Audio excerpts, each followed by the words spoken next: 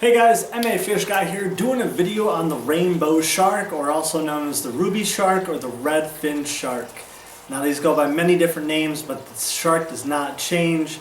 They are like a grayish, dark grayish to a black with red fins. Now they are usually mixed up with the red tail shark, which has very similar care. So pretty much if you get a red tail or a rainbow, it's most likely going to be about the same care with the same cautions involved with these guys.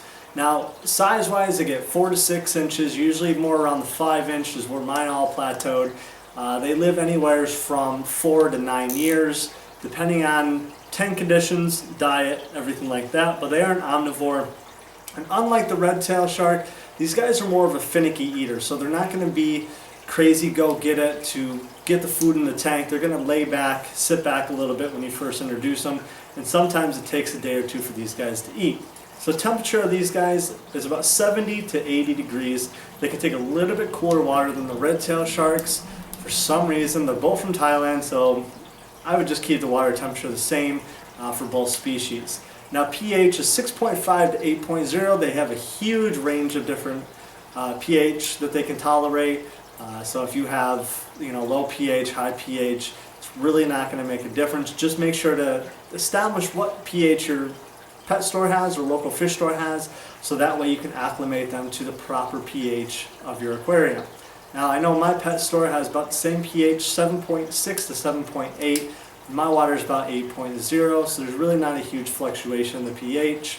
Not enough to really shock them, but I do a drip acclimation for all my fish to make sure that they get the proper transportation to the tank that they're going to live in.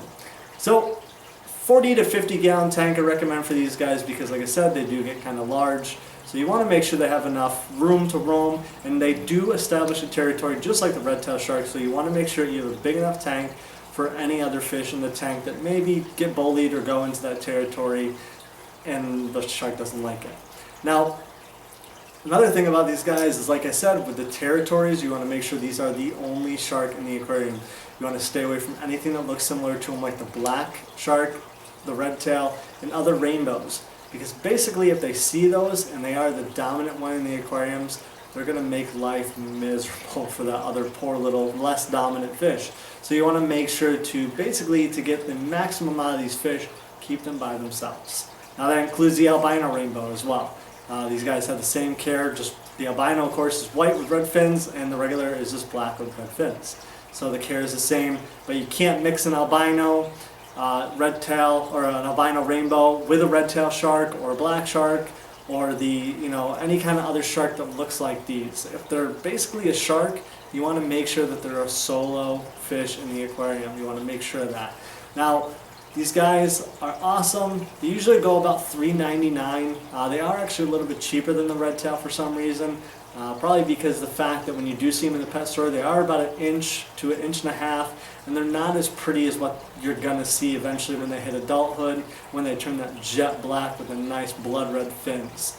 So the price is probably a little bit lower because the red tail sharks do show a little bit nicer of a color on them at a smaller and younger age. So if you have any questions or comments about these guys, please post it down below in the comment section.